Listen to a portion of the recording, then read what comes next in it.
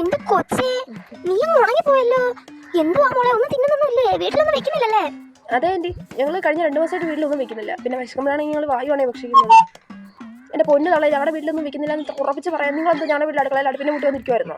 നിങ്ങൾക്ക് വേറെ ഒരു പണിയും ഇല്ല ഇങ്ങനെ നാട്ടുകാരുടെ കാര്യം അന്വേഷിച്ച് നടക്കാനല്ലാതെ. അയ്യോ മോളെ, ആന്റി സ്നേഹം കൊണ്ട് ചോദിച്ചതാ. നിങ്ങൾ കൂടുതലൊന്നും സംസാരിക്കണ്ട. അല്ല, കഴിഞ്ഞ ആഴ്ച അല്ലായിരുന്നു സരള ആൻറ്റി അവരുടെ മോളെ കുറിച്ച് നിങ്ങൾ അപവാദം പറഞ്ഞുണ്ടാക്കി വീട്ടിൽ വന്ന് പൂരപ്പാട്ട് പാടിയിട്ട് പോയത്?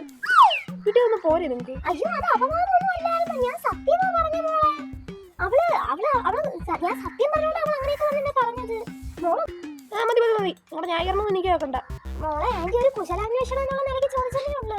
ഇതുകൊണ്ട് ഒരു കാര്യം ഞാൻ പറഞ്ഞേക്കാം, ഇനി ഇതുപോലുള്ള കുശലാന്വേഷിച്ചുകൊണ്ട് എൻ്റെ അടുത്തോട്ട് വന്ന വരട്ടെ ആൻറ്റി. പിന്നെ ഒരു കാര്യം, ഞാനിപ്പോൾ നിങ്ങളോട് ഇങ്ങനെ സംസാരിച്ചുകൊണ്ട് നിങ്ങൾ എന്നെക്കുറിച്ച് വല്ല അപവാദം ഉണ്ടാക്കിയ നിങ്ങളുടെ വീട്ടിൽ വന്ന അണ്ണാക്കിൽ ആണിയടിക്കും ഞാൻ പറഞ്ഞേക്കാം.